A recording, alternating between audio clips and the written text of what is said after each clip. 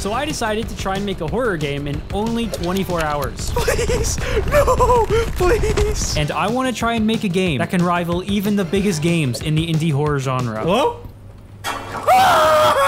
What is that? But if I want to do that, I need an idea, and it's got to be a really good idea. The game takes place in a scrapyard, so the player will need to enter the scrapyard and collect the scrap to earn big money. When the player picks up the scrap, there is a chance that it's actually a scary monster. Oh my god! And then the monster chases the player away, and the player's got to run away. As you can clearly see from my perfect visual explanation, I have a pretty good idea for the game. I can break the game up into 4 sections: the scrapyard, the scrap item generation, the monster, and finally the ending. So to start, I got to work on the first section, the scrapyard. I started by making this fence model, and then instead of just placing multiple fences around in a circle, which would drive me insane to the point where I would self-unalive myself, I used Unity's spline tool to spawn multiple fences around in a circle for me. And there we go, we have a scrapyard, which means that the first section of the game is complete, except the scrapyard isn't really a scrapyard, just yard. So I guess the first section isn't complete. So to try and make this yard look a little bit more like a scrapyard, I made this 3D model based on your Fortnite skill because it's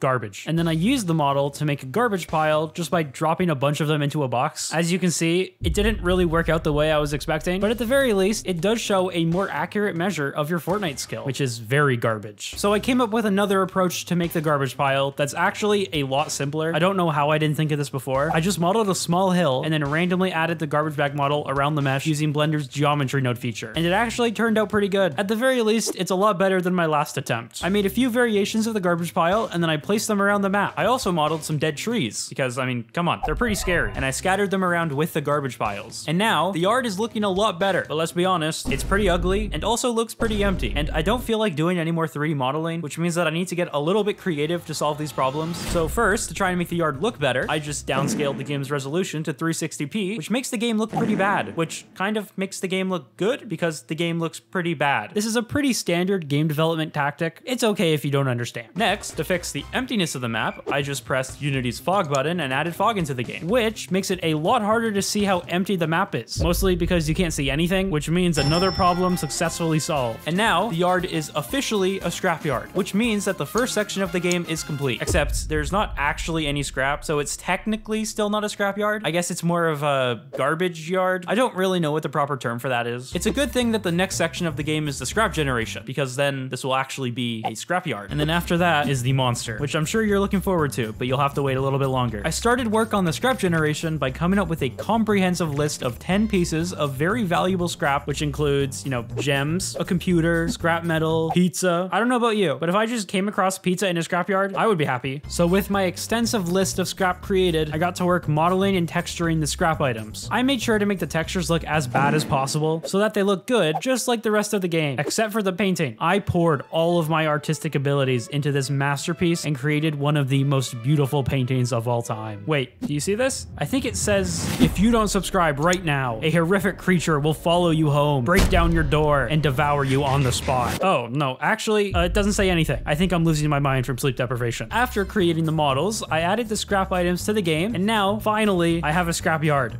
Once I actually set up the system to spawn the scrap. Technically, there's still no scrap, and this is still a garbage yard, but I can fix that. Only one problem, I don't really know how to randomly spawn objects on the map. I do have an idea, but it's definitely not the correct way to do it, and I really don't know if it'll actually work. I can create an AI navigation map on the ground, which normally is used to help AI characters move around. Then I can take this script that I made in one of my other games that randomly spawns NPCs on the navigation map and just replace the NPCs with the scrap items. And it does actually work. There is probably a way simpler way to do this, but I mean, it does its job, just like the little Chinese child in my basement. Anyways, because I dramatically downscaled the resolution of the game and made it pretty much impossible to see anything, which includes every single piece of scrap, with the only exception being the gems. I don't really know why, but they're shinier than the top of Vin Diesel's head, and that's really saying something. So to actually make sure that the player can see the scrap, I decided to add a little particle effect that'll show up when you get close to an item, so hopefully now it'll be a bit harder to miss any scrap. Which means that the scrap generation is technically complete, except the scrap items are basically worthless because they are actually worthless. So the next thing I need to do is add some money to the game. My favorite thing in the whole world. That's why I take more than a month between each video.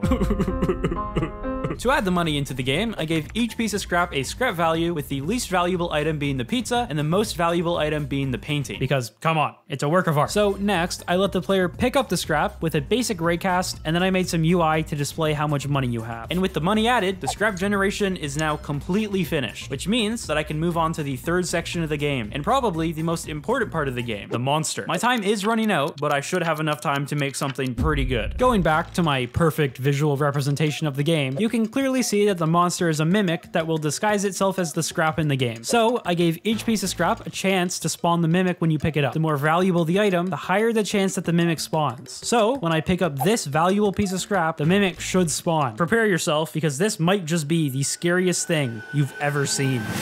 Look, okay, this is just a placeholder for the mimic. I haven't actually created the model for it yet, but I think this is just as scary as what the mimic will eventually look like. But to make the mimic even scarier, if that's even possible, I added some smoke when the mimic spawns. Okay, yeah, I should probably actually make a model for it now. So I started modeling the scariest horror game creature ever created. So this is the mimic. I would say he looks pretty scary. I brought the terrifying mimic model into Mixamo to animate it, and I downloaded a running animation since the mimic will be chasing the player. And then I brought the model into Unity and set up the animation. And as you can see, the mimic looks pretty scary. For the observant people watching, you might notice that the mimic isn't actually chasing the player. So to fix that, all I need to do is make some pretty simple AI for the mimic. All I need to do to get the mimic to chase the player is to give it a nav mesh agent component and then set its destination to the player, and now he will chase you forever. There is nothing you can do to stop him. He will continue to chase you until the end of time. He is also really fast, so after a couple of seconds, he'll just be right behind you, which isn't really that scary. It's just a little bit uncomfortable. So I made him a little bit slower, but he will still never stop chasing you. So I just added a random timer that starts when he begins to chase you, and once the timer's up, he'll disappear into thin air. So now the mimic's AI is complete. And next, I just need to make it scary, because let's be honest, it's a little bit goofy. I think the diamond might have been a little bit scarier, but one way I could fix that is with audio, because it's kind of hard to be scared when the monster is just silently and slowly chasing you. So I gave the mimic some footsteps that are reasonably loud, and on top of giving you permanent hearing damage, it does make the game a little bit scarier, but it's not enough. So to really increase the spookiness of this game, I decided to do something I swore I would never do again: create music. This is my last attempt at making music from my previous video. I think it's safe to say it didn't work out, but this time, the music actually turned out all right.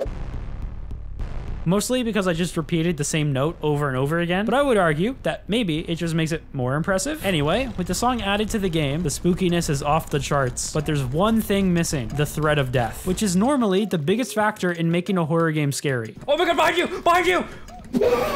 So I give the player some health. I added some pretty cool effects when you take damage, like this red stuff, and the UI also has a little animation. Pretty cool, right? You can take 3 hits before you die, except you can't die yet. Normally, in my games, death is just fading the screen to black, which I'll acknowledge is not very good. So for this game, I want to do something a little bit better, and I came up with a pretty good solution. When the player's been hit 3 times and they're killed, instead of fading the screen to black, I just add physics to the camera so that it falls to the ground, and it pretty accurately simulates what a person looks like when they die. Don't ask me how I know. Which means that the monster is finished, and it's time to work on the final section of the game, the ending. The only problem is that I only have a couple of hours left, so I'm cutting it pretty short. So to make the ending, I made a new version of the fence model with a door on it, and I added it into the fence line. Then, by holding E, you can leave the scrapyard with all of your money. I didn't forget to add a clip here. This is actually what it looks like when you exit the scrapyard. So, to replace the eternal void of darkness that's currently in the game, I made an ending menu. I also made a death menu and a main menu, where I decided to call the game The Yard. And now that I've completed all 4 sections of the game, you might think that it's complete, but you would be wrong. There's still one last thing I need to add before this ending is complete. Something integral to the entire point of the game and the horror genre as a whole. I can't believe I didn't add this earlier. This exit sign. How else are you supposed to find the exit? And with that added, the game is pretty much done, and with really not much time left over. And now that it is finished, I want to see how this game compares to the other games in the horror genre. So I called upon my most trusted game tester, which is me. Don't worry, this is an unbiased review of the game. Right here, already a ruby. Gimme. Oh shoot. All right, that's fine. I'm out of sprint, that's not fine. He's getting pretty close. He's getting pretty close. Whew. All right, that was pretty scary, but now I have $130. Oh my god, it's a pizza. Oh my god. Okay, all for a pizza? Oh my god. Oh my god. Get away. Oh no. Leave me alone. Leave me alone. Oh my god. I'm terrified. Oh, metal sheet. Oh my God. You don't have to hurt me, please, please. So I can take one more hit before I die. I could leave, but I kind of want more money. I don't think I have enough yet. Come on, I gotta hit 1,000. That's my goal. Once I get 1,000, I'm out of here. This will put me up to 1,000. If I grab, oh, I'll get the pizza first. Oh, and a computer there. There's so much here. Okay, screw 1,000. I'm going for way more. Whoa, oh my God. Okay, I just gotta grab everything and run. Oh my God, I gotta get to the exit. He's coming for me. Where's the exit? Where's the exit? I don't remember. Oh no, please, please, please, please, please, please. No, please. Well, I died. I think I would give this game a 10 out of 10, which would make it the greatest horror game ever made. And if you want to give it a go, there's a download link in the description. Or you could go watch this video where I make 3 games at the same time. Goodbye.